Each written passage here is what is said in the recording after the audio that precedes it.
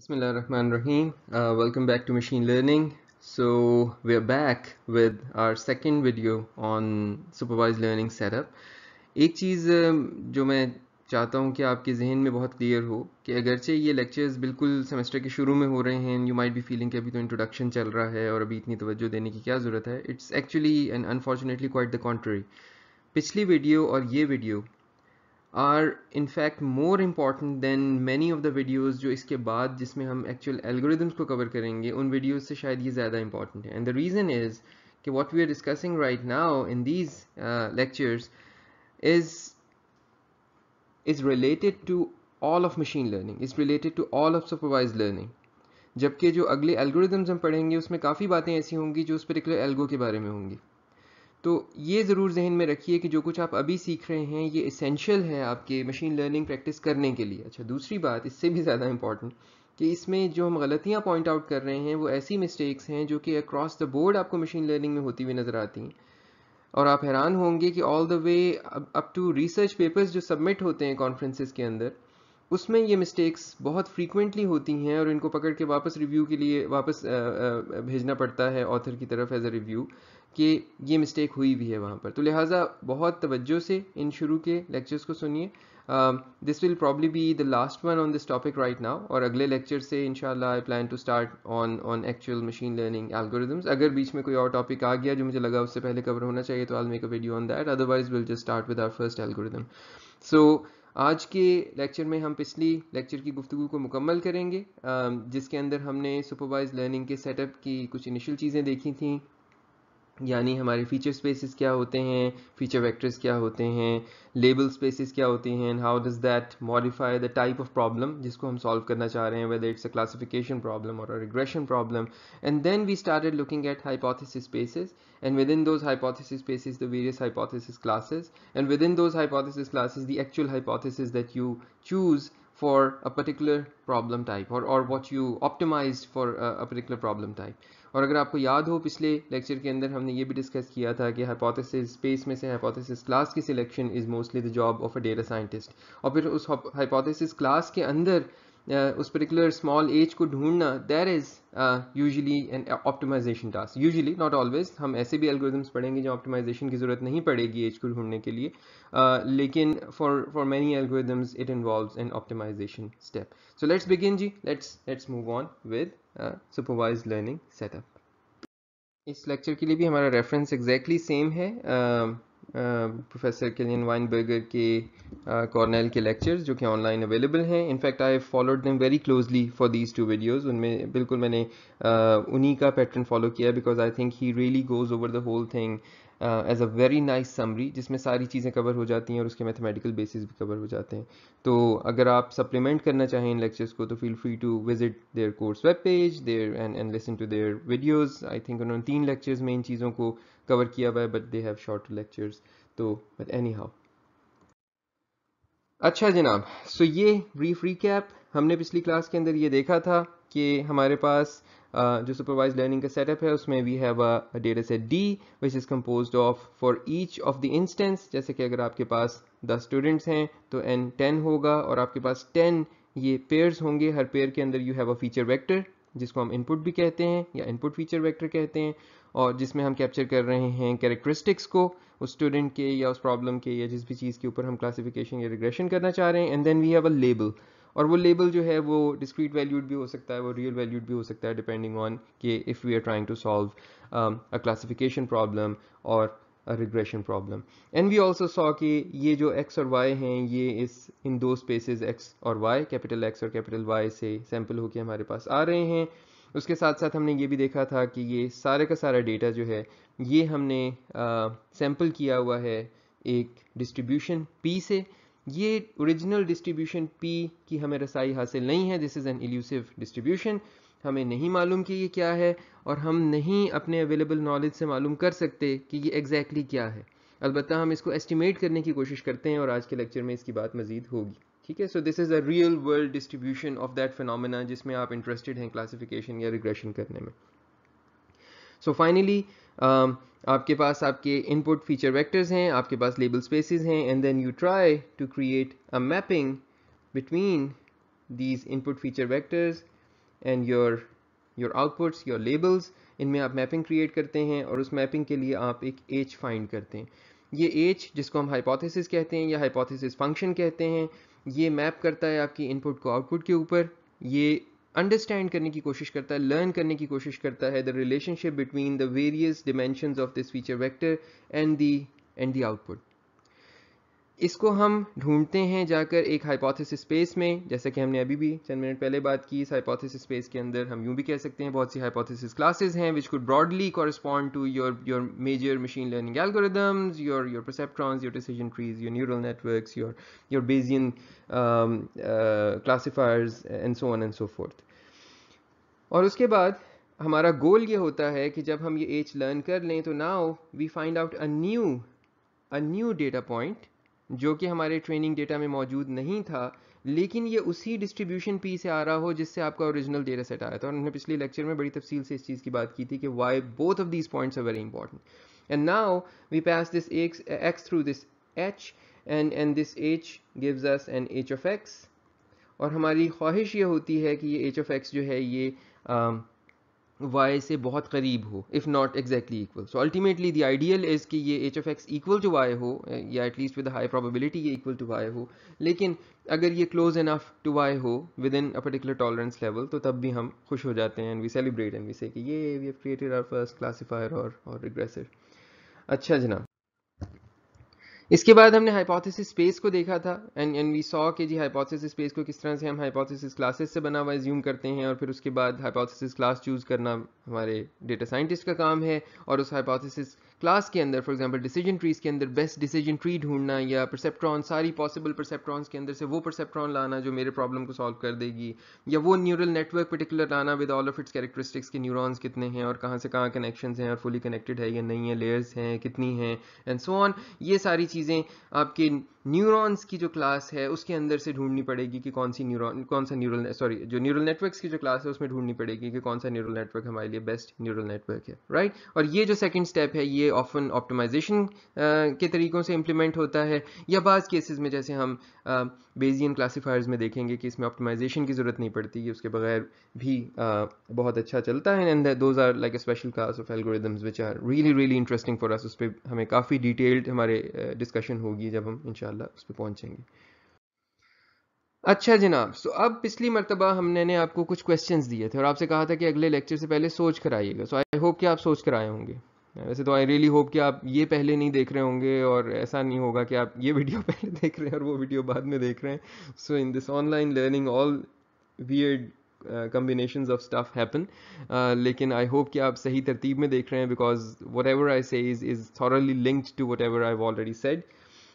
खैर, हमने ये कहा था कि एज के अंदर से हमने यानी ये स्मॉल एज ढूंढना है और ढूंढना है इस कैपिटल एज के अंदर। तो ये ढूंढें कैसे? पहला तरीका हमने सोचा था जी इस एज के अंदर जाएं और रैंडमली जाकर उठा लें। Why wouldn't this work well? This won't work well. I hope you realize that much. Why wouldn't this work well? अच्छा, इसकी एक एग्जांपल समझिए। आप फ़र्ज़ कीजिए आप कंप्यूटर प्रोग्रामर तो हैं ना, आपको कोई एक प्रॉब्लम पड़ गई। फॉर एग्जांपल आपने कोई सॉर्टिंग का काम करना था या कोई सर्च का काम करना था। So you wanted to sort 1000 numbers from smallest to largest, ठीक है। यानी आपने उसको इंक्रीजिंग ऑर्डर में या नॉन डिक्रीजिंग ऑर्डर के अंदर सॉर्ट करना था। और मैं आपसे कहता हूँ इसका प्रोग्राम चाहिए और आप कहते हैं अच्छा ठीक है, मेरे पास एक प्रोग्राम स्पेस है PR, ये एक सेट है जिसमें दुनिया के सारे प्रोग्राम्स पड़े हुए हैं। सो इसमें सॉर्टिंग भी है, सर्चिंग भी है, इसमें वीडियो प्ले भी है, ऑडियो प्ले के प्रोग्राम भी हैं, इसमें वेबसाइट दिखाने के प्रोग्राम, जितने प्रोग्राम इस कायनात के अंदर मौजूद हैं ना वो सब के सब इस सेट के अंदर पड़े हुए हैं। P1 P2 PR1 PR2 PR3 PR4 वो सारे प्रोग्राम्स पड़े हुए हैं। This might be an infinite set. अच्छा, और अब आप ये कहते हैं कि अच्छा ये जो प्रॉब्लम आपको आ रही है ना कि आपने 1000 नंबर्स को सॉर्ट करना है, यहाँ से एक रैंडम प्रोग्राम उठाकर इस पर लगा दें। How likely is that to work? It's not likely to work, right. So वही बात हम यहाँ पर कर रहे हैं कि अगर एज में से आपने रैंडमली एक कोई पर्टिकुलर एज चूज कर लेना है, स्मॉल एज चूज कर लेना है, तो that's highly likely that it won't work. हाँ, ये जरूर हो सकता है कि आपने अपनी एज की, कैपिटल एज की डेफिनेशन इतने कंस्ट्रेंड अंदाज में की, और ये आप पहले देख चुके हैं कि मैंने कैपिटल एज की एक डेफिनेशन की थी जिसमें मैंने कहा था कि सारे पॉसिबल मशीन लर्निंग मॉडल्स, फिर मैंने उसकी एक और डेफिनेशन की जिसे मैंने हाइपोथेसिस क्लास कह दिया, जिसके अंदर खाली एक पर्टिकुलर टाइप थी, लेट्स से सारे डिसीजन ट्रीज या सारे परसेप्ट्रॉन्स या सारे लॉजिस्टिक रिग्रेशन के फॉर्मेशंस उसमें पड़े हुए। अब ये कंस्ट्रेन कर दिया, आप इसको और भी कंस्ट्रेन कर सकते हैं। We can define an edge, for example मैं इसी में एग्जाम्पल में देता हूं, मैं कहता हूं जी P R, let's redefine P R as all programs that sort, all sorting programs, all sorting algorithms. Now choosing one randomly from here and applying it to your problem of sorting 1000 integers, now it might work. It may not work the best way, it may not be the most optimized algorithm for your problem, but it may work. इसी तरह से अगर आप यहाँ age को भी constrain कर देते हैं तो then the random choosing may work, but you can very well understand कि this is probably not the best way of searching for your small age. ठीक है, एक और देखते हैं। दूसरी चीज जो हमने बात की थी वो ये थी कि अच्छा आप एग्जॉस्टिवली सर्च कर लें, meaning you go to every instance in your capital H and then you try to find the most appropriate instance within that. Most appropriate को अभी हमने डिफाइन करना है, लेकिन चलें जिस भी तरह वो डिफाइन हो रहा है, but you search this space exhaustively, you go to each and every location. अच्छा, इसमें क्या मसला होगा? इसमें मसला ये होगा कि ये एज की स्पेस बहुत बड़ी है, जो अभी मैंने आपको पहले मिसाल दी है प्रोग्राम्स की। फर्ज करें सारे कायनात के प्रोग्राम्स एक सेट में पड़े हुए हैं और आप एग्जॉस्टिवली हर प्रोग्राम को एक एक करके अपनी प्रॉब्लम पे लगा कर देखना चाहते हैं कि रिजल्ट्स अच्छे आ रहे हैं या नहीं। It's gonna take a while. These numbers of programs may be way more than, I don't know, the number of atoms in the universe, or number of electrons in the universe, or whatever. So if even if it's a finite number, it will be a very very very big number. तो ये computationally impossible होगा कि आप exhaustively अपने age को search कर सकें और उसके अंदर से age निकाल सकें. So जब exhaustive searching मुमकिन नहीं होती, जब randomly selection करना मुमकिन नहीं होता, तो फिर पीछे क्या रह जाता है? Then you find some better way of cutting through this space कि आप इसके उस हिस्से तक पहुंच सकें जहां पे आपको काम की चीज़ें मिल रही हों, जहां पे आपको ऐसे प्रोग्राम मिल रहे हों जो आपके फ़ायदे के हैं, राइट? और बाकी आज का लेक्चर जो है उसका एक मेजर हिस्सा cutting through this hypothesis space भी, at least the first part of today's lecture is about how do you evaluate your function h and then how do you search for this h in the capital H. ये searching वाला हिस्सा जो optimisation है वो तो obviously algorithms के साथ आएगा, लेकिन आज हम ये समझ लेंगे कि अच्छा h और बुरा h क्या क्या होता है और इनको रफली किस किस तरह से हम डिफाइन कर सकते हैं कि ये अच्छे हैं या बुरे हैं। अच्छा जनाब, so H is usually chosen bye, ये मैंने बात आपसे पहले की, chosen by data scientist based on their experience, और जो दूसरा वाला एच है, छोटा वाला एच है, ये हमें एफिशिएंटली एस्टिमेट करना पड़ता है और इट रिक्वायर्स ऑप्टिमाइजेशन टेक्निक्स। ठीक है, ये बात हो चुकी है। अच्छा जनाब, सो पहली चीज, how do you evaluate your H? एक आपने फंक्शन निकाल लिया है इस कैपिटल एच में से, कैसे पता लगे ये अच्छा है या बुरा? तो आप सिंपली ये करते हैं, you calculate the average error of h in predicting y. h का काम यही है ना कि given x आपका h of x देगा जो कि y के करीब होना चाहिए। सो हम बेसिकली इस चीज़ को यूज़ करेंगे और इससे इवेल्युएट करेंगे कि हमारा ये h कितना अच्छा है। जिस कैंडिडेट h को, let me call that h star, जिस कैंडिडेट h को मैं देख रहा हूँ वो कैंडिडेट h कितना अच्छा है। So I'll now try to figure out a relationship between this h of x and y, जिसकी बेस के ऊपर हम numerically capture कर सकें, count कर सकें कि whether my hypothesis function was good or bad, और compare between two hypothesis functions कि उनमें से एक अच्छा है या दूसरा अच्छा है। ठीक है, इसके लिए हम जो चीज़ बनाएंगे उनको हम loss functions कहते हैं। ठीक है, so यानी calculating the average error of h in predicting y, क्योंकि ये एक loss function है, accuracy function नहीं है, लिहाजा smaller is better। अगर ये फंक्शन हम इस तरह से डिफाइन करेंगे कि अगर ये छोटा आंसर दें तो सिर्फ उस वक्त दें जब फंक्शन बहुत अच्छा है, आपका एज बहुत अच्छा है, कम गलतियां कर रहा है, और ये बहुत बड़ा आंसर देंगे, लेट से 100% लॉस करेंगे जब आपने कोई एक भी चीज़ सही जवाब नहीं दिया। और 50% लॉस का ये मतलब होगा कि आपके एज की बताई हुई इंफॉर्मेशन इतनी अच्छी है जितना कॉइन टॉस है। सो अगर आप एक सेल्फ ड्राइविंग कार से ये पूछ रहे हैं कि या ये जानना चाहते हैं कि सेल्फ ड्राइविंग कार क्या अच्छा डिसीजन करेगी अपनी डेस्टिनेशन की तरफ जाने का अगर रास्ते में एक चौक आ जाता है, ठीक है, सिग्नल्स पे आप आ जाते हैं, वहाँ से अब आपने राइट टर्न करना है या लेफ्ट टर्न करना है, तो क्या वो इन्फॉर्म्ड डिसीजन कर रही है, यानी is the decision leading us to a more optimized route to our destination, और उसका डिसीजन 50% ऑफ टाइम्स ठीक होता है और 50% ऑफ द टाइम्स गलत होता है, तो फिर आप बेहतर है कि उसके एआई वाले मॉड्यूल को निकाल के साइड पर रख दें, वहाँ पर एक कॉइन रख दें और वो कॉइन टॉस कर लिया करें, वो भी 50% ऑफ टाइम आपको बेहतर राउट की तरफ ले जाएगा बिटवीन दीज टू डायरेक्शंस जो आपको मिल रही हैं। अच्छा जनाब, okay, so now will be looking at our first loss function जिसको हम कहते हैं 0 1 लॉस। अब यहाँ मैं आपको एक छोटी सी चीज़ बता दूं और उसके बाद फिर मैं आपसे कहूँगा कि वीडियो पॉज करें। यहाँ पर ये जो बीच में डेल्टा फंक्शन लिखा हुआ है ना, delta H of X I is not equal to Y I, इसकी डेफिनेशन ये सामने लिखी हुई है। ये सामने रखते हुए अब ज़रा वीडियो पॉज करें और इस पूरी चीज़ को देखकर ये समझें कि ये लॉस फंक्शन क्या चीज़ रिटर्न कर रहा है और क्या कर रहा है। आई होप कि आपने पॉज किया और आई होप कि आपने इसको समझने की कोशिश की। अब ज़रा इसको देख लेते हैं, हिस्सों हिस्सों में देख लेते हैं। सबसे पहला हिस्सा जो मुझे यहाँ पर नज़र आ रहा है, and let me indicate that in red, वो ये वाला है। इस हिस्से के अंदर आप कह रहे हैं so your loss function 0 1 loss function for a particular age, एक हाइपोथेसिस के ऊपर ये लॉस निकाल रहा है। और वो लॉस किस तरह से निकाल रहा है, ये डेल्टा फंक्शन कहता है कि अगर मेरा hypothesis on the basis of the feature vector equal नहीं है ट्रू लेबल के, यानी जो जवाब आपने मॉडल से चाहा था कि वो जवाब दे, अगर वो उसके सही लेबल के इक्वल नहीं आ रहा, यानी वो सही जवाब नहीं दे रहा, तो आपने क्या करना है, जो यहाँ डिफाइन हुआ है। अगर इक्वल नहीं आ रहा तो आंसर कहना है 1, और अगर इक्वल आ रहा है तो आंसर कहना है 0। लॉस फंक्शन है ना, गलतियां काउंट करता है। ये बिल्कुल ऐसा है कि मेरे सामने आपका पेपर हो और मैंने बाइनरी मार्किंग करनी हो, उसमें 100 सवाल है। अब मैं करूंगा क्या, मैं शुरू से शुरू हो जाऊंगा और मैं देखूंगा कि जी इस सवाल का जवाब इसने सही दिया है तो 0, गलत दिया है तो 1। गलत पे 1 क्यों, क्योंकि मैं आपकी गलतियां गिनना चाह रहा हूं, मैं सही नहीं गिनना चाह रहा। फर्ज करें तो मैं सारी गलतियों को 1 1 1 1 मार्क कर दूंगा, सारे सही जवाबों को 0 कह दूंगा और आखिर में मैं इसका सम कर लूंगा। जब मैं पूरे पेपर पे इसका सम करूंगा तो मेरे पास टोटल मिस्टेक्स आ जाएंगी कि आपने मेरे पूरे एग्जाम में कितनी गलतियां की हैं। वही चीज़ आप यहाँ कैलकुलेट कर रहे हैं कि इसने पूरे के पूरे डेटा सेट पर, in this case you can सी कि ये 1 से n तक जा रहा है, तो इसने इसको ट्रेनिंग डेटा पर लगाया हुआ है। सो this is calculating the mistakes committed by your H on your training data itself. और क्योंकि ट्रेनिंग डेटा के तो लेबल लगे हुए हैं तो लिहाजा वहां पर एच ऑफ एक्स आई को सही वाई आई से कंपेयर करना मुमकिन है। ठीक है, तो यहां तक हमारे पास टोटल एरर आ गया, total errors on the training data. ठीक है, और उसके बाद यहाँ क्या किया, एवरेज निकाल लिए। वरना क्या होता, अगर मैं दो एज को कंपेयर कर रहा होता, H1 और H2 को, और एक को मैं बड़ा डेटा सेट दे देता, एक को छोटा दे देता, तो अब ये नंबर ऑफ एरर्स कंपेरेबल ना रहते।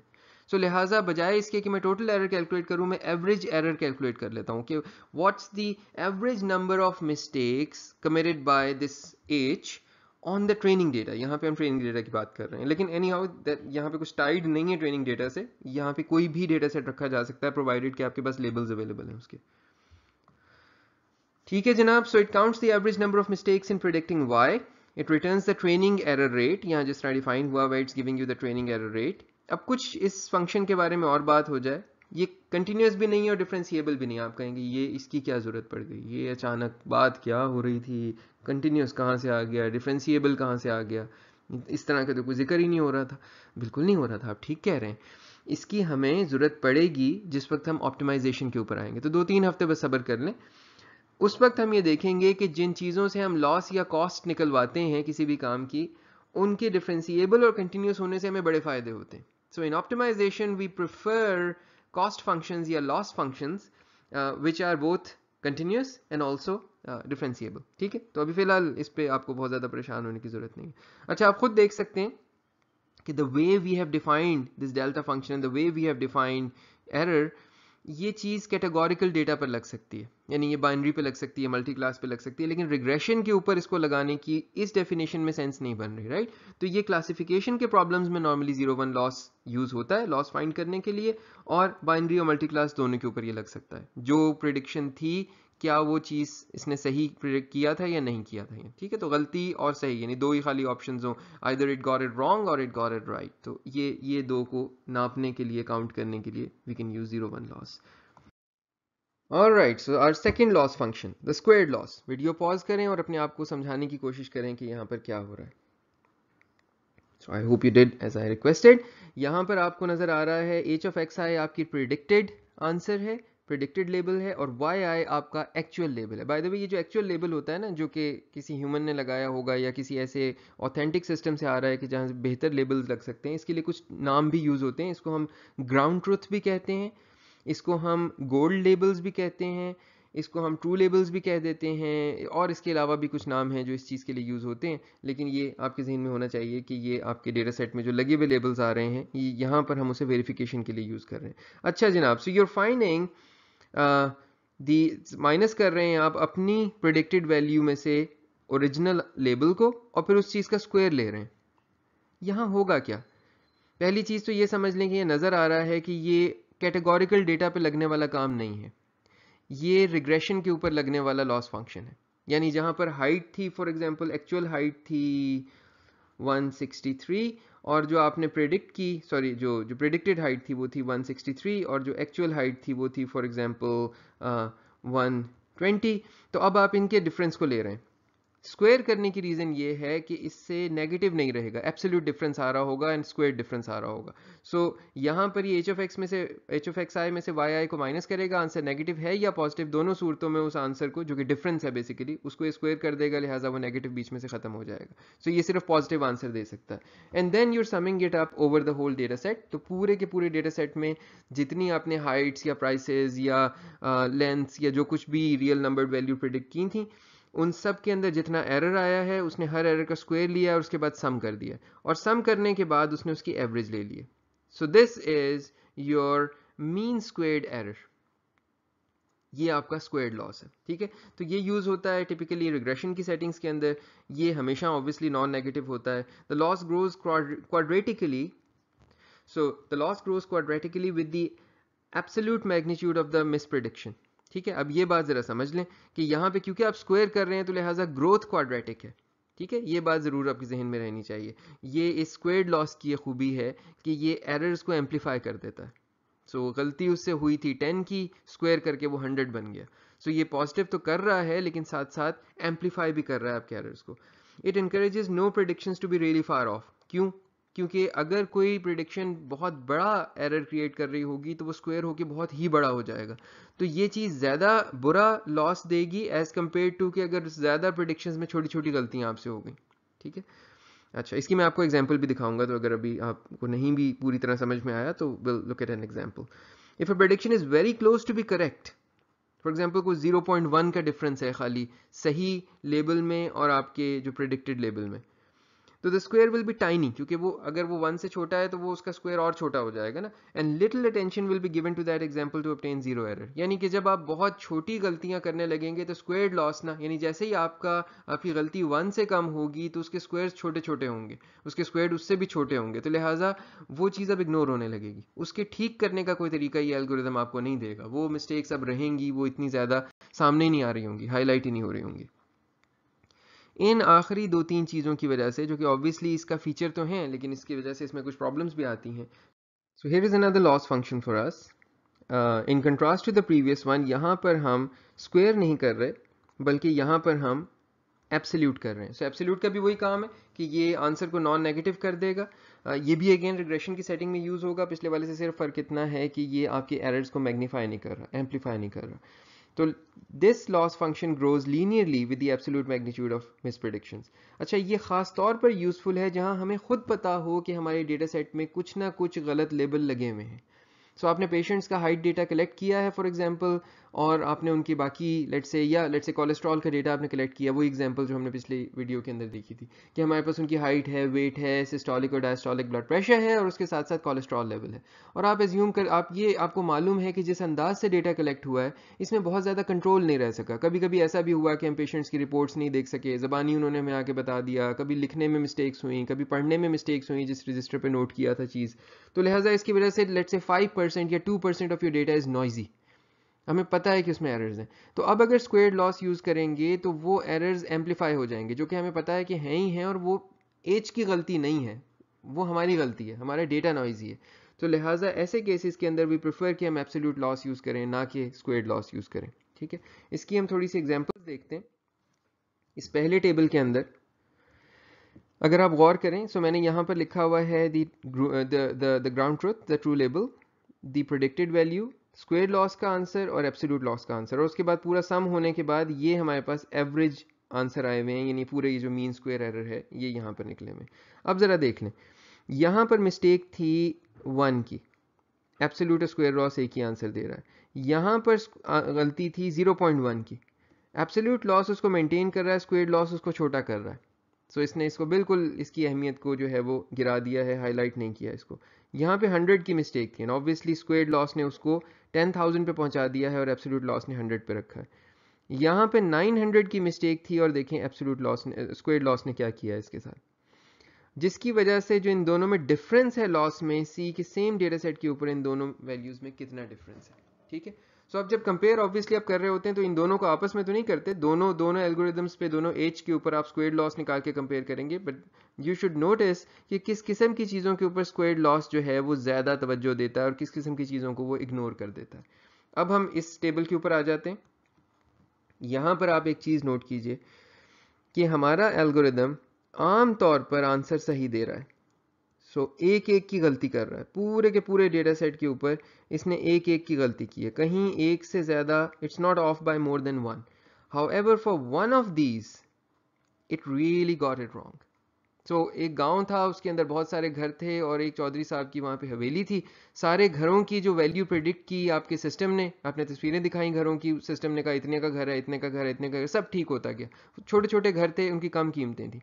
हवेली पे जिस वक्त पहुंचे तो पता लगा कि हवेली तो बहुत महंगी थी और उसके अंदर इसने 900 की मिस्टेक कर दी। It was just not train to recognize those huge mentions, और उस एक मिस्टेक की वजह से स्क्वायर्ड लॉस ने कहां से कहां पहुंचा दिया। वरना क्या होता, मीन स्क्वायर 1 होता, ये चीज़ क्या बन गई, ये 73,000 बन गई। और आप इसको देखें तो ये भी 82 के ऊपर बैठा हुआ है, क्योंकि इसने उसको एम्पलीफाई नहीं किया। ठीक है, हम ये नहीं कह रहे कि स्क्वायर्ड लॉस बुरा होता है, हम ये कह रहे हैं कि ऐसी सेटिंग्स में इसमें कुछ मसले हैं। अगर ये इस किस्म की मिस्टेक ना होती तो squared loss would have perform perfectly. अच्छा, अब एक दूसरा केस देखते हैं जहां पर एल्गोरिदम ने, एच ने क्या किया है। So think of this as your H1 and on that same data this is your H2। H2 की स्ट्रेटजी कुछ और थी। H2 ने ये किया कि जो कुछ भी इससे पूछा जा रहा था छोटे छोटे घरों की कीमत के ऊपर, ये सब में जीरो कहता रहा। So it's just a very डम रिग्रेशन मशीन, जिससे जो पूछो वो कहता है जीरो। ठीक है, 100 जीरो, 90 जीरो, असल प्राइस 100, इसने कहा जीरो।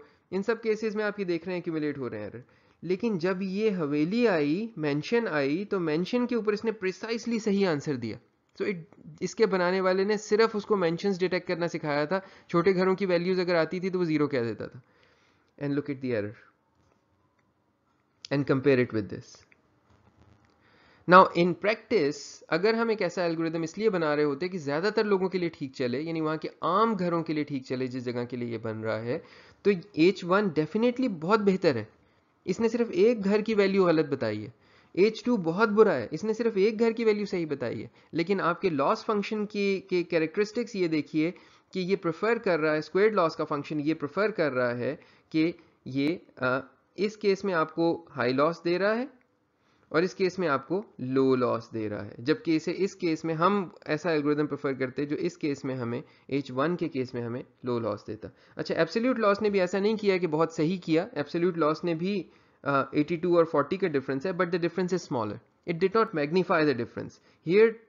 2900, सो 3000 वर्सेस 74,000 का डिफरेंस है, यहाँ 82 वर्सेस 40 का डिफरेंस है। तो ये चीज़ें जब आप इन लॉस फंक्शंस को यूज़ करेंगे तो हमारे लिए बहुत यूज़फुल होंगी। अभी तो खैर मैंने आपको सिर्फ एज एन एग्जांपल ये दिखाया है कि जब इस किस्म के एनालिसिस आएंगे तो बहुत सी कंसिडरेशंस हैं जो हमें सामने रखनी होती हैं। ये भी याद रहे कि हम कभी भी ये नहीं करने लगे कि अच्छा जी ये स्क्वायर्ड लॉस है, ये तो अच्छा नहीं होता तो आज के बाद इसको नहीं पढ़ेंगे। इन सब की अपनी अपनी यूटिलिटी है। हो सकता है कि हम एरर को एक टॉलरेबल लिमिट में पहुंचा कर, जैसा हमने यहाँ देखा था, टॉलरेबल लिमिट में पहुंचा के कहीं यार अब इस पे काम करना छोड़ दो, अब ये 0.1 के डिफरेंस पे या 1 से कम के डिफरेंस पर आ गया, so the difference, the error is less than 1, सो लिहाजा now don't work on it. तो स्क्वायर्ड लॉस परफेक्ट था। या अगर आप ये कहें कि यार कुछ ऐसा नहीं होना चाहिए कि सबके केस में तो आंसर ठीक दे लेकिन किसी के एक के आंसर के केस में आंसर बहुत ही बुरा दे, दैट्स नॉट पॉसिबल। हमारा मेडिकल सिस्टम है, लेट्स से फलां चीज़ का सिस्टम है और इतना बड़ा एरर तो कैन कॉस्ट समवन्स लाइफ और समथिंग, तो इस केस में स्क्वायर्ड एरर इज परफेक्ट। तो there would be places where we apply each of these things। इनके प्रोज एंड कॉन्स का ये मतलब नहीं है कि हम किसी एक को छोड़कर कोई दूसरा यूज करने लगे। अच्छा जनाब, सो अब वापस आ जाते हैं एज के ऊपर। अब ये बताइए कि एज कैसे फाइंड करना है। तो अब आपके पास लॉस फंक्शन भी आ गए।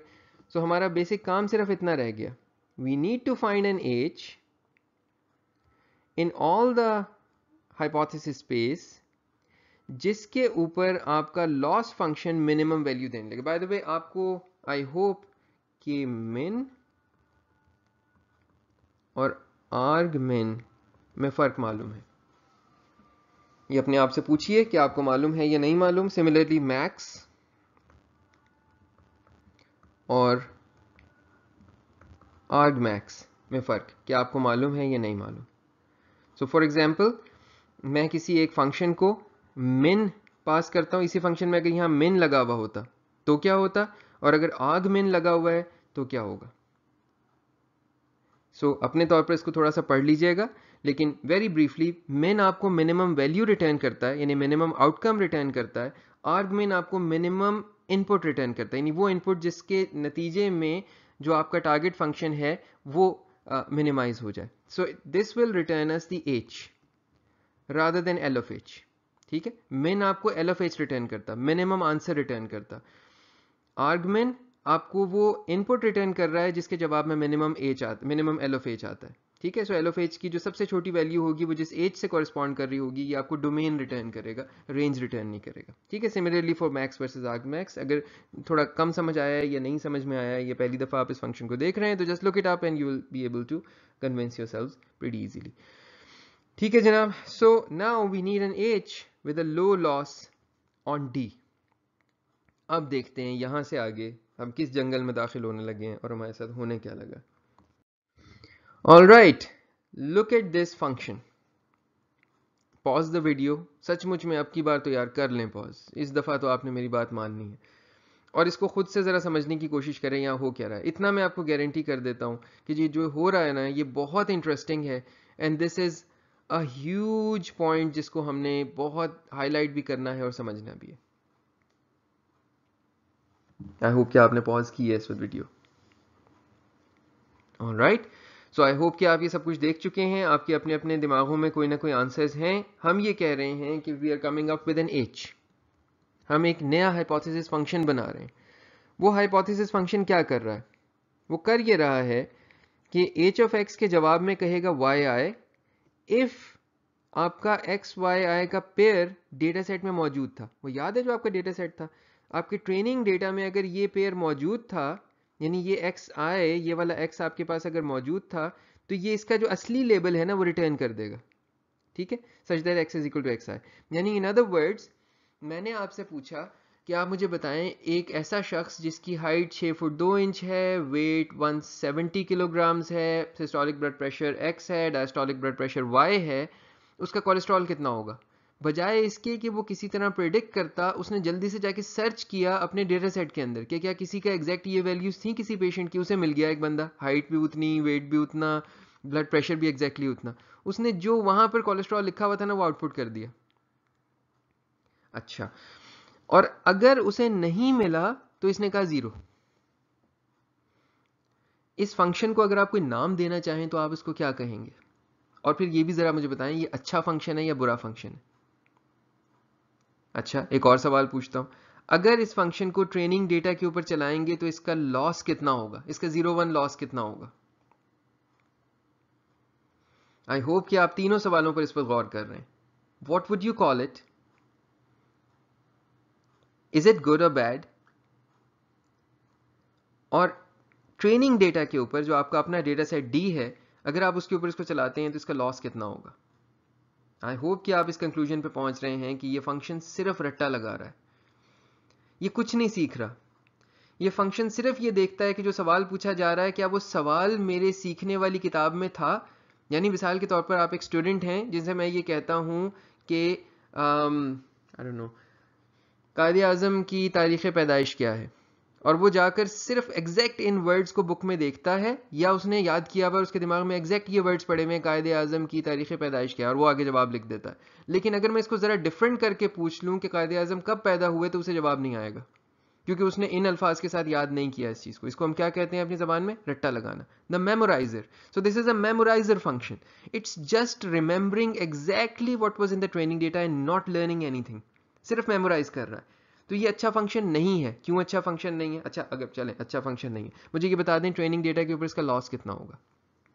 आपके डेटा सेट डी के अंदर ये हर पोजीशन के ऊपर जा रहा है और उसमें ये एक्स आई वाई आई पड़े में, हर एक्स आई वाई आई के ऊपर जाता है और जाकर उसका लेबल प्रिडिक्ट करने की कोशिश करता है। प्रिडिक्ट कैसे करता है? उसी का सही लेबल उठाकर दे देता है। लॉस कितना हुआ? Zero. Loss zero, loss zero, loss zero, loss zero, overall 0 1 loss. अगर मैं इसका निकालूंगा it would be zero. Oh my God, we have solved machine learning. खत्म कहानी, निकल आया जवाब।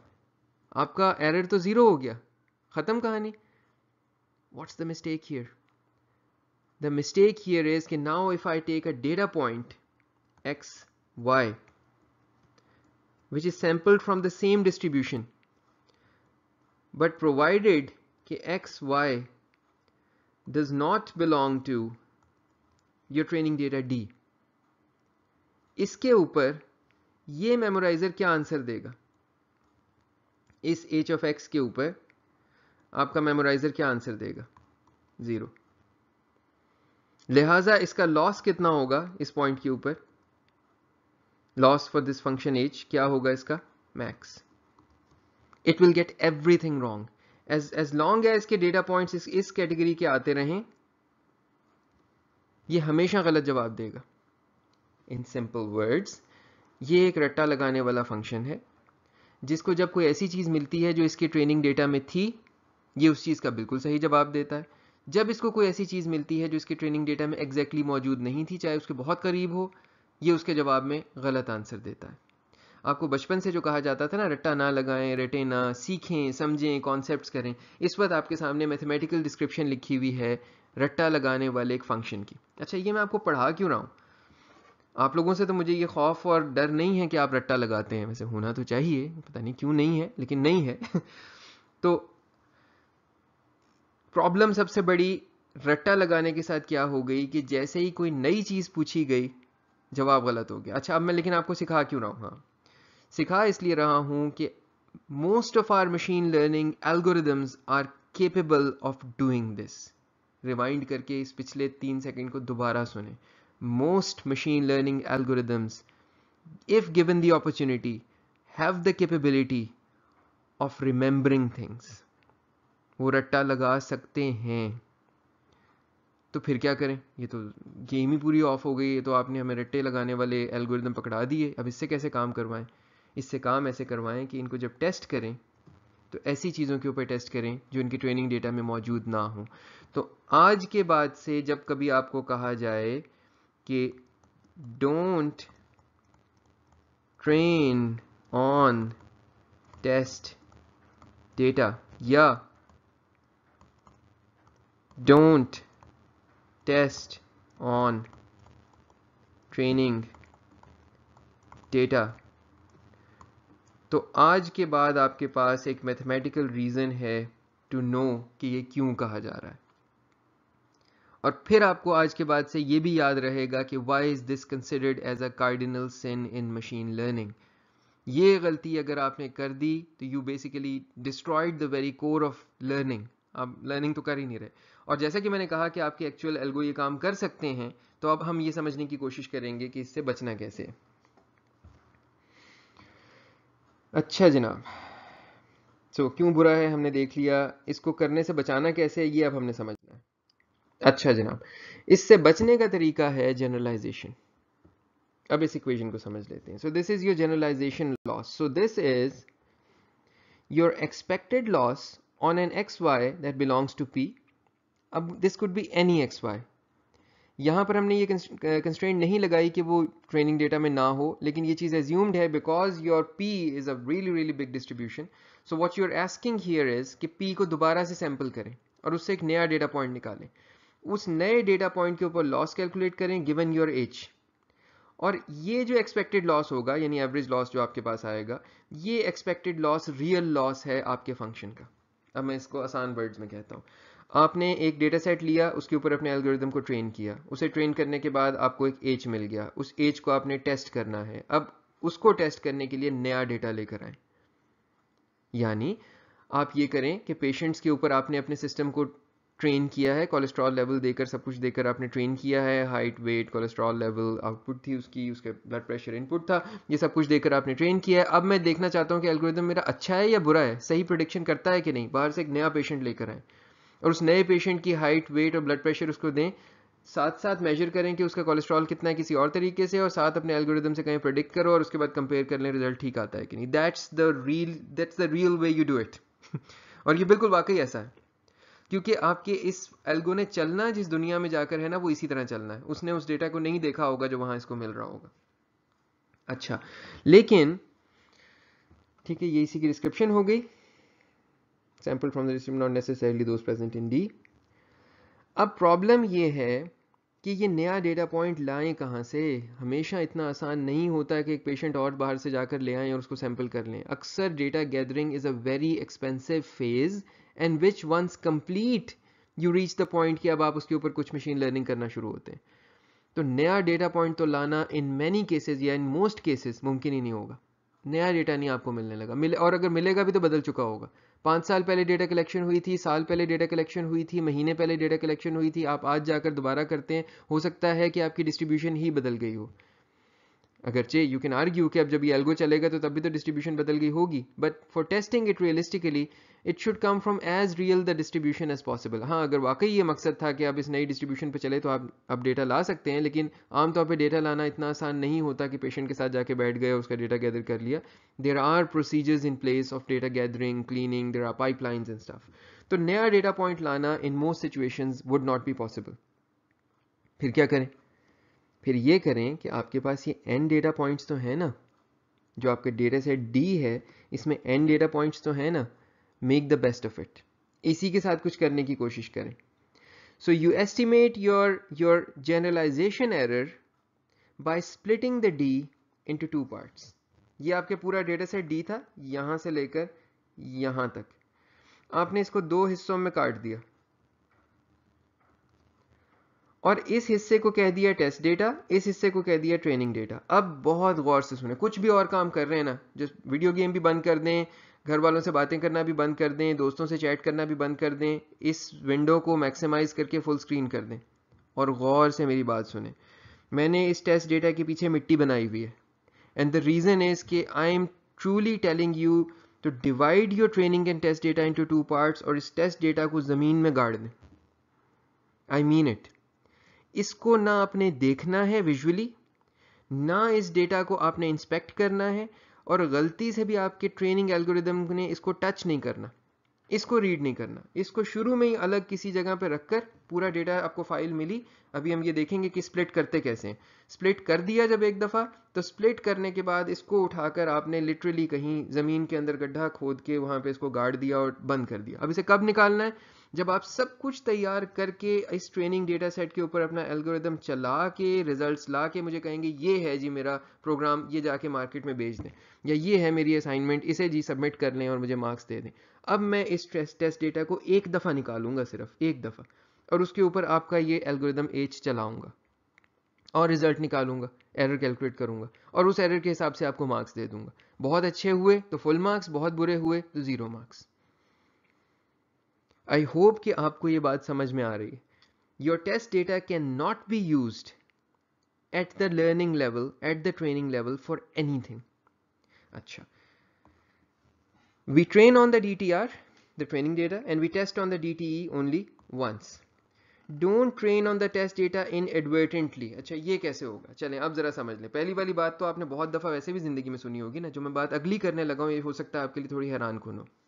थिंक ऑफ अ सिचुएशन, मेरे पास एक फाइल है जिस फाइल के अंदर डेटा पड़ा हुआ है, हर लाइन के ऊपर एक एक मैंने फीचर वेक्टर और उसका आउटपुट लेबल रखा हुआ है। मैंने ये किया कि मैंने उसको तोड़ा, टेस्ट डेटा अलग किया, अपने पास रख लिया और ट्रेनिंग डेटा आपको ईमेल कर दिया। आपने ट्रेनिंग डेटा के ऊपर अपना एज ट्रेन किया और एज ट्रेन करके मुझे भेजा और कहा कि जी एरर निकालें। मैंने टेस्ट डेटा के ऊपर एरर निकाला, फर्ज करें कि 30% एरर आया, ठीक है, 0.3 या 30% जिस तरह भी आप मेजर कर रहे हैं। सो 30% इंस्टेंसेस पे आपके एल्गोरिदम ने गलत जवाब दिया। अब इस मौके पर आपने मुझे क्या कहा? सर बता दें मेरा एरर कितना है। मैंने आपको कहा जी 30%। आपने कहा 1 मिनट ठहरें, 1 मिनट ठहरें, 1 मिनट ठहरें, मैं आपको दोबारा भेजता हूँ। आपने थोड़ी देर में मुझे दोबारा एज भेजा। अब मैंने एरर निकाला, अपने टेस्ट डेटा पे 25% आया। आपने कहा कितना एरर आया? मैंने कहा 25%। आपने कहा बस बस 1 मिनट 1 मिनट 1 मिनट। आपने दोबारा उसको चलाया, फिर भेजा, अब 20%, फिर 15%, फिर 10%, बीच में कभी बढ़ा भी, लेकिन अल्टीमेटली आपने 10 पे आके कहा चलें जी मुझे फिर 90 मार्क्स दे दें आप। क्या इस मौके पर आपने टेस्ट डेटा को वाकई सेपरेट रखा है या ये आपकी ट्रेनिंग का हिस्सा था? This is a common mistake made by machine learning practitioners जो इतने एक्सपीरियंस नहीं होते, obviously students. This is a mistake made by them very commonly. उन्हें लग रहा है कि हम तो टेस्ट डेटा को यूज नहीं कर रहे, हम उस पर ट्रेनिंग थोड़ी कर रहे हैं, वो तो आपके पास पड़ा हुआ है, हमने तो आज तक देखा भी नहीं। सर हम आपको भेज रहे हैं, आप हमें रिजल्ट्स भेज रहे हैं, ऐसी क्या बात हो गई? हमें तो पता भी नहीं टेस्ट डेटा में क्या पड़ा हुआ है। आप तो हमें खाली एक नंबर बता रहे हैं 30%, 10%, 20%, but you are optimizing your code on that test data. फर्ज कीजिए मैं आपको इन्फिनिट ट्रायल्स दे दूं तो आप इसमें हो सकता है 0 एरर तक पहुंच जाएं, but you are fitting just to the test data, which you are not allowed. Now your results are not generalizable to the distribution P. Your results are overfitted just to my test data. So ये भी allowed नहीं है। जो भी scenario आपने सुना ये allowed नहीं है। टेस्ट डेटा पर सिर्फ एक दफ़ा टेस्ट होना है आखिर में, बार बार नहीं कर सकते, बार बार नहीं कर सकते। अच्छा, तो ये तो बड़ा रिस्ट्रिक्टिव लग रहा है, ये तो मशीन लर्निंग ही बंद हो जाएगी। आपने तो सुना था कि billions of iterations, millions of iterations के लिए न्यूरल नेटवर्क्स ट्रेन होते हैं। तो ये क्या बात हुई? ये तो पहली क्लास में कह रहे हैं, तीसरी क्लास में, कि जी ये तो टेस्ट डेटा यूज ही नहीं कर सकते। तो कोई बीच में कोई गैप है, कहीं कोई मसला है। अब हम उस मसले को समझते हैं। अच्छा जनाब, सो होपफुली आप लोग मेरे साथ हैं और होपफुली अभी भी जाग रहे हैं, होपफुली अभी भी सेन हैं। हम स्प्लिटिंग की बात करते हैं। सो ट्रेनिंग और टेस्ट डेटा के बीच में स्प्लिट करना भी एक आर्ट है, ये इतना सिंपल काम नहीं है और ये बहुत से फैक्टर्स पे डिपेंड करता है। आपके पास टोटल डेटा कितना है? आपके पास है ही total data 11 points, 10 points, 15 points या 20 पेशेंट्स का डेटा, तो और तरह स्प्लिट होगा। आपके पास डेटा है 1 billion points, 1 million points, 10,000 points, 10,000 samples या व्हाटएवर, तो वो और तरह स्प्लिट होगा।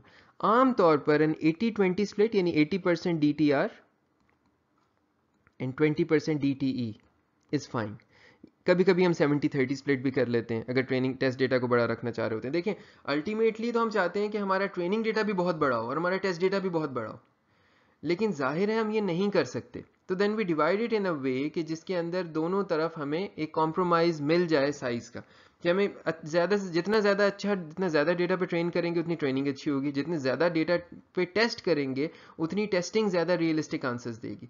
सो 80-20 is an option, 70-30 is an option. You will also see 50-50 splits, ऐसा भी होगा, डेटा बहुत बड़ा है and you can afford it and you do 50-50 splits, लेकिन उसके साथ फिर कुछ और चीज़ें भी की जाती हैं जिसका अभी हम मुख्तसरन जिक्र करते हैं। अच्छा, अब दूसरी बात पहली बात से भी ज़्यादा इंपॉर्टेंट है, you need to make sure that the splits make sense. इसका क्या मतलब है? अब ज़रा मैं आपको कुछ बुरी स्प्लिट्स की एग्जांपल्स देता हूँ। फ़र्ज़ कीजिए आपकी डेटा कलेक्शन एक्टिविटी हुई और वो डेटा कलेक्शन एक्टिविटी में आपने मिसाल के तौर पर पेशेंट्स का डेटा, वही एग्जांपल ले लेते हैं, हाइट, वेट, ब्लड प्रेशर और कोलेस्ट्रॉल लेवल, ये आपने गैदर किया। और उसके बाद आपने क्या किया कि वो फाइल, जब आपके पास एक्सेल शीट के अंदर लेट से 1000 पेशेंट्स का डेटा आ गया, तो आपने उसको कोलेस्ट्रॉल लेवल के ऊपर सॉर्ट कर दिया। सो ऊपर छोटे कोलेस्ट्रॉल लेवल पड़े में और नीचे बड़े कोलेस्ट्रॉल लेवल पड़े में। और उसके बाद आपने कहा लें जी आखिर का 20% ये आपका टेस्ट डेटा, बाकी सब मेरा training data. Do you think it's a good split? It's not, because आपके पास शायद कोई हाई कोलेस्ट्रॉल वाले लोग नहीं होंगे, हाईएस्ट कोलेस्ट्रॉल वाले, और मेरे पास कोई भी लो कोलेस्ट्रॉल वाले लोग नहीं है टेस्ट डेटा के अंदर। अच्छा, एक और चीज़ देख लेते हैं। फ़र्ज़ करें आप उसको कोलेस्ट्रॉल पे स्प्लिट नहीं करते, हाइट पे कर देते हैं, सॉर्ट नहीं करते, हाइट पे कर देते हैं, या हाइट पे भी नहीं करते, वेट पे कर देते हैं, ब्लड प्रेशर पे कर देते हैं। कोई भी ऐसा pattern in your data will make for a really bad split, and the average error that will be found on the test data finally would not be reflective of the error जो कि उसको in general case में आना था for a data point sampled from the distribution P। ठीक है, ये चीज़ clear हो गई। फ़र्ज़ करें कि आपने अपने डेटा के अंदर कोई और एग्जिस्टिंग पैटर्न्स मौजूद थे, जो पैटर्न्स इस तरह की चीज़ को ख़राब कर सकते थे, इन्फ्लुएंस कर सकते थे। एक और मैं आपको बैड स्प्लिट की एग्जांपल देता हूँ। आपने एक ही पेशेंट से बार बार डेटा लिया है, कोई ऐसा इस किस्म का डेटा कलेक्शन थी कि एक ही पेशेंट से आपने हफ्ते में तीन दफ़ा उससे मुलाकात करनी थी, 3 दफ़ा ब्लड टेस्ट करना था और तीनों रिजल्ट्स लिखने थे। जब आप स्प्लिट कर रहे थे तो आपने स्प्लिट ऐसा कर दिया कि हर पेशेंट के कुछ टेस्ट आ गए ट्रेनिंग में, कुछ टेस्ट चले गए टेस्टिंग में। That's wrong. Obviously you can not do that. आपने एक ही पेशेंट का डेटा आपके पास ट्रेनिंग में भी है और उसी का डेटा टेस्ट में भी है। सो आपकी स्प्लिट में ये मेक श्योर होना चाहिए था कि जो पेशेंट्स ट्रेनिंग में हैं वो पेशेंट्स टेस्ट में ना हो।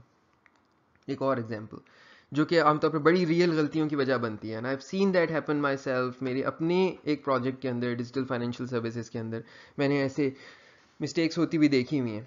सो ये कब होता है? आप जिस फिनोमिना को पकड़ने जा रहे हैं वो ज़रा रेयर फिनोमिना है। हमारे केस में वो था फ्रॉडुलेंट एसएमएस मैसेजेस। सो हमने जमा किया था टेक्स्ट जो फ्रॉड मैसेजेस का था, और हमने लोगों से रिक्वेस्ट की, उन्होंने अपनी कंसेंट के साथ हमें फ्रॉड मैसेजेस भेजे जो उनको आते थे। आपको मालूम होगा जो आपके एसएमएस आते हैं कि जी मैं फ़लाँ हूँ और मैं इस वक्त अस्पताल में हूँ और मुझे इतने का ईजी लोड करा दें, या वो एसएमएस आते हैं जिसके अंदर जी फ़लाँ गवर्नमेंट की स्कीम है, उसके में आपका नाम आ गया है और आपको इतने पैसे मिलने लगे हैं, सो ऑन एंड सो फोर्थ। ये चंद बड़े नोन किस्म के स्कैम मैसेजेस हैं जो पाकिस्तान में हमारे एसएमएस के ऊपर आते हैं। अब क्या हुआ? We created our training and test data, और उसके बाद ट्रेन किया अलग, टेस्ट किया अलग, रिजल्ट्स कमाल आ गए। वी थॉट कि यार ये तो बहुत ही अच्छा हो गया। तो इतने से हमारे पास एग्जांपल्स थे खराब एसएमएस के और फिर भी हमने इतने अच्छे रिजल्ट्स निकाल लिए। And when we saw the data we found कि वही सेम मैसेज, एग्जैक्ट मैसेज पड़े हुए थे ट्रेनिंग में भी और वही पड़े थे टेस्ट में भी, क्योंकि फ्रॉड मैसेजेस बहुत ज़्यादा किस्मों के थे ही नहीं। तो लिहाजा it was just memorizing inadvertently it was memorizing the same instances were both in the training and the test data. तो बहुत केयरफुल रहकर, आंखें कान खोल कर आपको जो है ना सोच समझ के ओपन माइंड के साथ अपने डेटा की स्प्लिट को अप्रोच करना होता है। द रिकमेंडेशंस ऐसा नहीं है कि एक लिस्ट में आपको बना के दे दूंगा और हर चीज़ उस लिस्ट के हिसाब से आप परफेक्टली कर लेंगे। So that's why you getting trained as a machine learning expert या एज अ डेटा साइंटिस्ट। अच्छा, अगर टाइम सीरीज का डेटा हो, टाइम सीरीज का डेटा क्या होता है? ये ऐसा डेटा होता है जो वक्त के साथ साथ कलेक्ट किया गया है। सो फॉर एग्जांपल आपने डेटा कलेक्शन शुरू की, आप मिसाल के तौर पर आप जो है वो आई डोंट नो, चलें स्पैम ईमेल्स की बात कर लेते हैं। स्पैम ईमेल्स आप गैदर कर रहे थे, ओवर टाइम कर रहे थे, या आप महीनों के हिसाब से कुछ डेटा कर रहे थे कि जी इस महीने में आपकी फसल कैसी हुई है, या इस महीने के अंदर आपका जो है वो कारोबार, आपकी दुकान कितनी अच्छी चली है। सो जनवरी, फरवरी, मार्च, अप्रैल, मई, जून, और आपने कुछ फीचर्स बनाए हुए थे कि जी दुकान में मिसाल के तौर पर आपके पंखा है या नहीं है, एसी है या नहीं है, दुकान में बैठने की जगह है या नहीं है, आपके वर्कर्स पोलाइट हैं या नहीं हैं, वो ग्राहक को पूछते हैं, ख्याल करते हैं जल्दी या नहीं करते। आपने इन सबको कैप्चर कर लिया एज योर फीचर वेक्टर, और आप प्रेडिक्ट करना चाह रहे थे कि इस महीने की जो आपकी टोटल इनकम है वो कितनी हुई है, let's say the actual income. ये रिग्रेशन का प्रॉब्लम बन गया। अब इस चीज़ के अंदर आपने एक पूरे साल का डेटा इकट्ठा किया है और अब आप चाहते हैं प्रिडिक्शन करना। इस किस्म के डेटा में जो टाइम के हिसाब से कलेक्ट हुआ है और टाइम से टाइड है, अच्छा स्प्लिट होता है कि अगर आप टाइम के हिसाब से स्प्लिट कर दें। आप कहें कि जी पहले 9 महीने ट्रेनिंग में जाएंगे और आखिरी 3 महीने टेस्टिंग में जाएंगे। क्यों? क्योंकि in a real life scenario your algorithm will never have access to the future. तो लिहाजा you should simulate that in your split as well, कि पास्ट पे ट्रेन करें और फ्यूचर को प्रेडिक्ट करें। जो 3 महीने आपने टेस्ट में आखिरी डाले हैं, अगर मैं उस पूरे के पूरे 12 महीने पे ट्रेन करके आज डिप्लॉय कर दूं, तो अब जो अगले 3 महीने वो चलेगा, वो 3 महीने भी तो उसके पास नहीं थे। तो लिहाजा टाइम सीरीज डेटा में splitting by time make sense.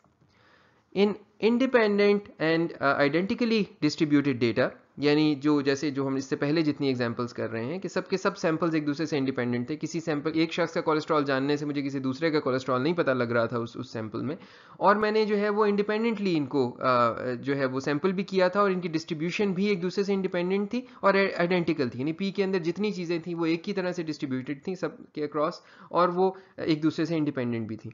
तो इस किस्म के डेटा में हम यूनिफॉर्मली और एट रैंडम पिक कर लेते हैं। जैसे अभी मैंने आपको एग्जांपल दी थी ना कि जिसमें आपने गलती ये कर दी थी कि आपके डेटा में पैटर्न्स मौजूद थे, सॉर्ट हुआ हुआ था कोलेस्ट्रॉल लेवल पे या हाइट पे या वेट पे या ब्लड प्रेशर पे। तो आपको करना क्या चाहिए था?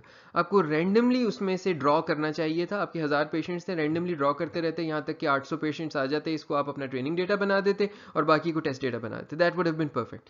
सो आसान तरीका ये कि just shuffle your data. If you shuffle your data and then divide it in 80-20 कहीं किसी भी पॉइंट से, यूर फाइन। ठीक है। सो IID डेटा जो जिसमें टाइम सीरीज नहीं है, यूनिफॉर्मली और एट रैंडम उसको सैंपल करें। टाइम सीरीज डेटा है तो स्प्लिटेड बाय टाइम। अब आप रैंडमली नहीं कर सकते क्योंकि देयर टाइम मीन समथिंग। अब आप पास्ट की बेस पे फ्यूचर को प्रिडिक्ट करने की कोशिश करें।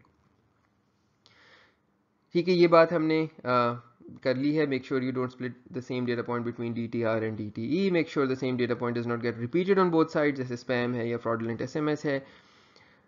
अच्छा, ये वाली बात हम कहते हैं कि we never look at the test data, we train only using the training data and we test only using the test data once, then the test error approximates the generalization loss. अगर आप ये करना शुरू कर दें तो तब आपके टेस्ट डेटा पे जो एरर आएगा वो जनरलाइजेशन लॉस को अप्रॉक्सीमेट करने लगेगा। Generalization loss, again to remind you, क्या था कि किसी भी पॉइंट के ऊपर जो सेम डिस्ट्रीब्यूशन से आया हुआ हो आप अपना एरर निकाल लें, ये आपका जनरलाइजेशन लॉस है।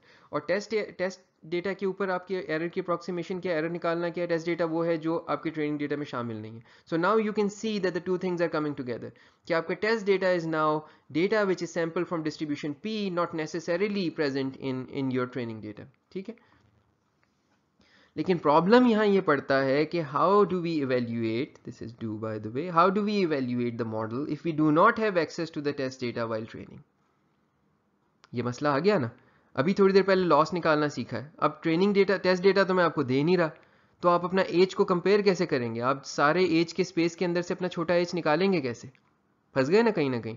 अब देखते हैं इसका हल क्या है। इसके लिए हम यूज करते हैं जिसे हम कहते हैं वैलिडेशन सेट। पहली चीज तो आप एक बात समझ लें, जब आपने अपने डेटा में से टेस्ट डेटा अलग कर दिया है ना, तो जो बाकी बचा है ये आपका है। अब आप इसे जो मर्जी करें, जैसे मर्जी काटें पीटें, इसके साथ जो मर्जी हिस्से बनाएं, that's now up to you, it's your data, play with it. इसमें हमें मसला नहीं है, as long as you perform well on the test data जो मैंने अपने पास छुपा के रखा हुआ है, मिट्टी में गाड़ के रखा हुआ है। तो लिहाजा हम करते क्या है, एक आसान सा तरीका करते ये हैं कि आपके पास ये पूरे का पूरा डेटा था D, इसमें से ये टेस्ट डेटा अलग हो गया जो कि ज़मीन के अंदर चला गया, ये आपका ट्रेनिंग डेटा है।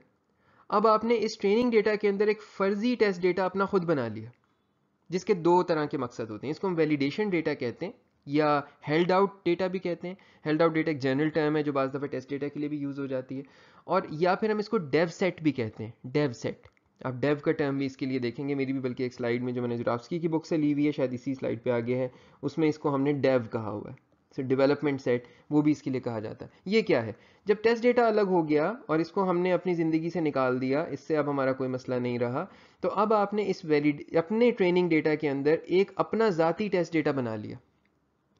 एक मकसद इसका ये था कि अब मैं इसके ऊपर टेस्ट करके देखूंगा और अपने एज को कंपेयर करूंगा, यानी मैं ट्रेन करूंगा DTR के ऊपर और रिजल्ट्स निकालूंगा एज के DVA के ऊपर या डेव के ऊपर, जो भी इसको नाम दे लें।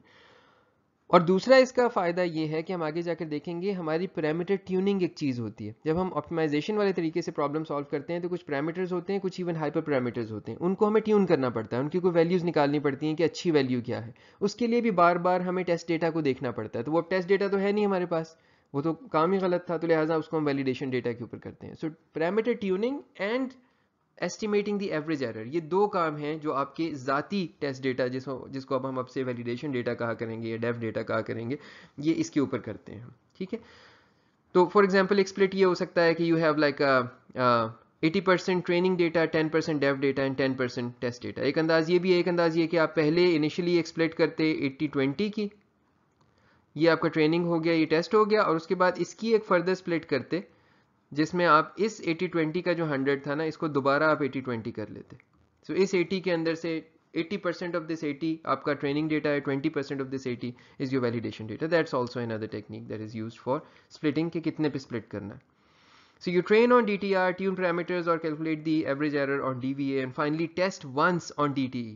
सब कुछ करके आप अपने ग्रे हिस्से के ऊपर और आखिर में मुझे इस निकाल के दे देंगे कि जी इस डेटा पर अपना रिजल्ट निकालें। ठीक है, Another thing that we often do in this situation is cross validation। अच्छा, क्रॉस वैलिडेशन की बहुत सी किस्में हैं और ये हम इस दफ़ा कवर नहीं कर रहे डिटेल में, लेकिन अगर इवन आप विकीपीडिया के ऊपर जाकर क्रॉस वैलिडेशन सर्च करें तो you find a very very long list जहाँ पे different forms of cross validation है। और क्रॉस वैलिडेशन में अभी समझाता हूँ क्या होती है, लेकिन ये जो कुछ भी होती है, there are many techniques of doing this.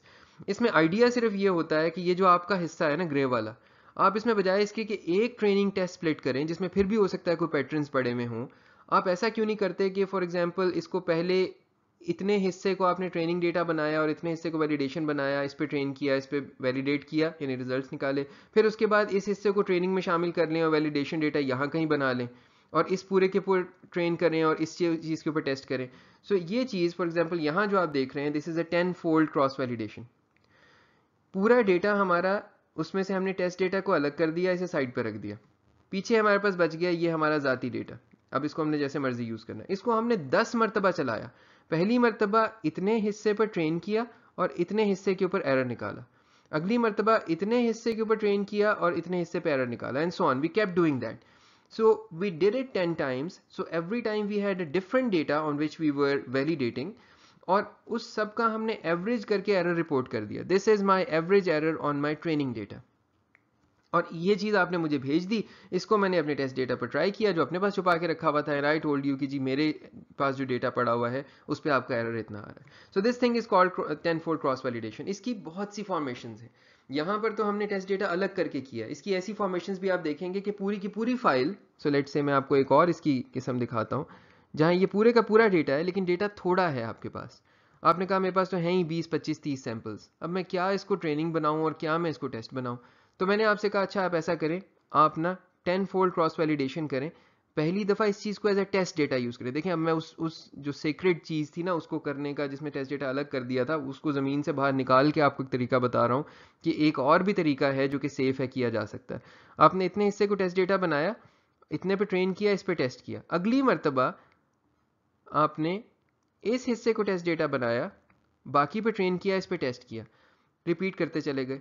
Same taste data पर कभी भी 2 दफ़ा टेस्ट नहीं हुआ है, हर दफ़ा टेस्ट डेटा अलग है. ये 10 टाइम्स या 5 टाइम्स या 20 times, whatever number of folds of cross validation you doing, so this is known as 10-fold cross validation. 5 दफ़ा करते तो 5-fold होती. ये वाले रिजल्ट्स भी रिलायबल हैं. बस इंपॉर्टेंट चीज़ क्या है, और ये कंक्लूजन ज़रा गौर से सुन लें. जब भी कभी आप अपना ट्रेनिंग टेस्ट वाला काम करने लगें और कहीं शुबा हो, तो अपने से किसी सीनियर से, जैसे आपके केस में आपके टीएज हैं या मैं हूँ, किसी से पूछ लें पहले, जिसे मशीन लर्निंग जो प्रैक्टिस करता हो, कि जो मैं ये स्प्लिट्स कर रहा हूँ, डू दे मेक सेंस और नॉट. और जब कभी पेपर लिखें तो हमेशा मेक श्योर करें कि इस चीज़ पर अपने एडवाइज़र से, जिसके साथ भी काम कर रहे हैं, उससे पूछ लें अच्छी तरह और गौर कर लें कि does your splitting make sense और नॉट, does your training and test data make sense और नॉट. The most annoying thing that happens is कि आपका पेपर ये आएगा कि देखें जी मैंने स्पीच रिकग्निशन का नया तरीका निकाला है जिसने ओवरऑल एरर को 5% रिड्यूस कर दिया है, वर्ड एरर रेट कम हो गया. और मैं आपका पेपर पढ़ूंगा और मैं सर पकड़ के बैठ जाऊंगा कि यार इसने किस पे ट्रेन किया और किस चीज़ पे टेस्ट किया और कंपेयर किस चीज़ से कर रहा है. तो लिहाजा ये ज़रूर जहन में रखिए, इस किस्म के कंपैरिजंस में एक तो डेटा सेट सेम रहना भी बहुत ज़रूरी होता है, और फिर उस सेम डेटा सेट का सही तरह से इस्तेमाल होना भी बहुत ज़रूरी होता है in terms of training and test. ठीक है जी, ये चीज़ आपकी समझ में आ गई. थोड़ा आगे चलते हैं. So finally train on the whole data set once before you ship out the whole thing. अच्छा जनाब, so here is a summary of the whole thing. जो कुछ हमने सीखा है ये उसकी एक क्विक सी समरी देख लेते हैं. So हम ये कह रहे हैं कि लर्निंग क्या होती है. लर्निंग ये होती है कि आपके पूरे के पूरे एज के अंदर, कैपिटल एज के अंदर से आपने एक कैंडिडेट एज निकाला. उसके बाद आपने ये फाइंड आउट किया कि मेरे ट्रेनिंग डेटा के ऊपर मिनिमम लॉस, ये जैसे अभी हमने देखा है, ट्रेनिंग डेटा के ऊपर एवरेज लॉस को मैंने मिनिमाइज किया, और वो एज मेरा कैंडिडेट निकल आया कि जी ये मेरा वो जवान है जो मेरे अपने डेटा के ऊपर सबसे बेस्ट परफॉर्मेंस दे रहा है. इसे मैंने भेज दिया एवेल्यूएशन के लिए. यही यहाँ पर जाकर खड़ा हुआ और इसने टेस्ट डेटा के ऊपर एवेल्यूएट हुआ, और जो एरर आया इसको मैंने कहा ये इसका टेस्टिंग एरर है. ठीक है, यानी मेरे टेस्ट डेटा पर आने वाला एरर. ये हमारा गोल तो नहीं था. गोल तो हमारा था जनरलाइजेशन एरर. ठीक है, जनरलाइजेशन एरर क्या था, वो ये था कि किसी भी सैंपल पर जो पी से आ रहा हो आप इस चीज़ को टेस्ट करें और एरर निकाल लें. So now we are claiming that if the samples in this test error, और ये पूरा काम करने के लिए जो आपके एक्स वाई हैं, if the samples are drawn IID from the same distribution P, then the testing loss is an unbiased estimator of the true generalization loss. ये जी कंक्लूजन पूरी चीज़ की, कि अगर आपने सही अंदाज में ट्रेनिंग टेस्ट की स्प्लिट की थी और उस सही स्प्लिट के बाद आपने अपने टेस्ट डेटा के ऊपर जाकर इसको टेस्ट किया है, तो आपका जो एरर आ रहा है, जो आपकी परफॉर्मेंस आ रही है, वो इस जनरलाइजेशन परफॉर्मेंस तक अप्रोच कर रही है. और इसमें एक छोटी सी बात और भी है, इस पर पहले खुद गौर करें और फिर मैं आपको इसका आंसर देता हूँ. अगर आपका टेस्ट डेटा का एरर पहुंचने लगेगा, अप्रोच करने लगेगा योर जनरलाइजेशन एरर तक if the size of your test data approaches to positive infinity. इस पर गौर कीजिए। हम ये कह रहे हैं कि अगर हमारा टेस्ट डेटा इन्फिनिट साइज का हो जाए, इतने सैंपल्स आ जाएं कि वो इन्फिनिट हों, तो हमारा जो लॉस है टेस्ट डेटा के ऊपर, it will start approaching the true generalization loss. True generalization loss for all X Y sample from P तक ये पहुंचना शुरू हो जाएगा और उसका एरर ये बताने लगेगा। इस चीज को हम अभी मैथमेटिकली प्रूव नहीं कर रहे इस पॉइंट पर, बट जिस तरह ये प्रूव हो सकती है वो है using the weak law of large numbers. ठीक है, using the weak law of large numbers. Search कीजिए weak law of large numbers को, खुद से उसको एक दफा पढ़ लीजिए, it's very simple. So basic idea ये है कि ये the empirical average of data drawn from a distribution converges to its mean. आप अगर इंटरनेट पर सर्च करेंगे तो आपको इसकी एनिमेशंस भी मिल जाएंगी, कॉइन टॉस की और डिफरेंट चीज़ों की, जिससे आप अपने आप को फर्दर कायल कर सकते हैं। ठीक है, सो लर्निंग है आपके अपने डेटा पर, ट्रेनिंग डेटा पर, टेस्टिंग है आपके टेस्ट डेटा के ऊपर एक मरतबा। अगर टेस्ट डेटा आपका वाकई सही तरह स्प्लिट हुआ हुआ था तो it's a good approximator of your generalization loss, and if the size of your test data approaches to infinity, which will not happen, right, लेकिन हम सिर्फ ये दिखा रहे हैं लिमिटिंग केस में, अगर ये हो जाए तो then your loss calculated on the test data approaches to the true generalization loss। ठीक है, ये हमारे कंक्लूजन है। एक बात मैं छोटी सी यहाँ पे और करूँगा ख़त्म करने से पहले, कि हम अक्सर ना ये काम भी देख रहे होते हैं, और ये खैर अभी इसकी तफसील आगे जाकर आएगी, कि we can also keep tabs on both the error which the function is doing। यानी अगर फर्ज करें मैं थोड़ी देर के लिए आपको एक कंट्रोल सेटिंग दे दूं जहां पे मैं टेस्ट डेटा आपको पकड़ा दूं और आपसे ये कहूं कि आप मुझे ट्रेनिंग डेटा और टेस्ट डेटा दोनों पर अपने फंक्शन का, अपने एज का लॉस मुझे बताएं। जैसे जैसे आप एज को अपनी let's say hypothesis class finalise कर ली ऑलरेडी, लेट्स से परसेप्ट्रॉन्स हैं और अब आप सही परसेप्ट्रॉन ढूंढ रहे हैं, तो इनिशियली क्या होगा, इनिशियली आपका ट्रेनिंग और टेस्ट डेटा दोनों पे बहुत हाई लॉस आएगा। लेट्स से बहुत हाई लॉस आएगा, ये मेरी इटरेशंस हैं और ये मेरा एरर है। सो इनिशियली बहुत हाई लॉस आएगा बोथ ट्रेनिंग पर भी, और लेट्स से मैं यहाँ पर ये ब्लू से कर देता हूँ, टेस्टिंग पर भी, दोनों पे बहुत हाई लॉस आएगा। और उसके बाद ये लॉस कम होना शुरू हो जाएगा, ट्रेनिंग का भी और टेस्टिंग का भी, दोनों लॉसेस नीचे आना शुरू हो जाएंगे, यानी दोनों पे मेरा एल्गोरिथम बेहतर परफॉर्म करने लगेगा। एक टाइम ऐसा आएगा जब मेरे टेस्टिंग डेटा का लॉस, जो ब्लू में मैंने इंडिकेट किया हुआ है, मेरे टेस्टिंग डेटा का लॉस जो है वो एक मिनिमम पॉइंट पे पहुंच के बढ़ना शुरू हो जाएगा, जबकि मेरे ट्रेनिंग डेटा का जो लॉस है वो कम से कम होता चला जाएगा। सो ये आहिस्ता आहिस्ता गिर रहा है, मेरे बनाने में थोड़ा मसला आ रहा है, जीरो पे टच नहीं हुआ ये। सो ये कम से कम होता चला जाएगा। So one of the losses will start increasing, climbing, and the other loss will continue to go down. इसका मतलब होगा कि यहां से आगे आपने ओवरफिटिंग शुरू कर दी है। Now you are just fitting to your training data. आपने अपने ट्रेनिंग डेटा के ऊपर उसको इतना अच्छा करते चले जा रहे हैं कि वो जनरलाइजेबल नहीं रहा।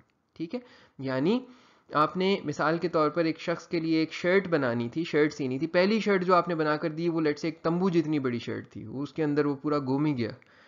उसके बाद आपने वो शर्ट उसके लिए छोटी करना शुरू की। आइडियली आपका गोल एक शख्स की शर्ट नहीं था, बल्कि जर्नल शर्ट्स बनाना था जो आप मार्केट में दे दें, जो सब पहन सकें।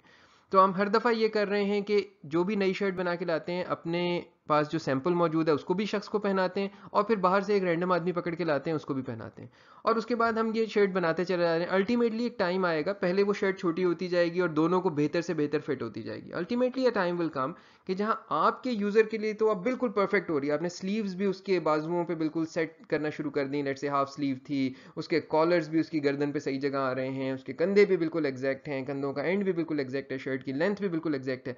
लेकिन अब बाकी सारे लोगों में से जब आप कुछ लेकर आते हैं तो उनकी फिटिंग इतनी अच्छी नहीं लग रही। So now you are basically overfitting the shirt to this particular person. आपको यहां से पहले रुक जाना चाहिए था, उस पॉइंट पर रुक जाना चाहिए था जहां पे इस शख्स को भी ये ठीक फिट आ रही है और बाहर से लाए हुए किसी रैंडम आदमी के ऊपर भी ये ठीक इनफ फिट आ रही है, जो कि इसके किसी साइज रेंज के अंदर का शख्स है। ठीक है, तो ये चीज पे हमने ख्याल रखना होता है कि we fit but we try not to overfit to the data which is present with us, because ultimately our model will be tested on general population, on people who are sampled from the same distribution, but not in our training or validation sets. I hope कि ये गुफ्तगू आपकी समझ में आई है, I hope कि आपको चीज़ें क्लियर हुई हैं। ये सब इम्पॉर्टेंट, बहुत इंपॉर्टेंट गुफ्तगू थी। इसकी होने वाली गलतियाँ to the core of your understanding of machine learning तक जाती हैं, तो लिहाजा इसको मज़ीद इस पर गौर भी कीजिए। अपने तौर पर पढ़ना चाहते हैं, इंटरनेट पर ढूंढना चाहते हैं, वो भी कीजिए। अभी बाय द वे हम बायस वेरिएंस ट्रेड ऑफ वगैरह उस तरह की चीज़ें, over fitting under fitting formally नहीं पढ़ रहे हैं, उसके लिए पूरे हमने अलग लेक्चर्स रखे हुए हैं, ठीक है। लेकिन इन जनरल आपको ये जो मैंने कॉन्सेप्ट अभी दे दिया है ओवर फिटिंग का, होपफुली ये चीज़ समझ में आ गई होगी। इंशाल्लाह I will see you in the next lecture video. अपना बहुत ख्याल रखिएगा। अल्लाह हाफिज़।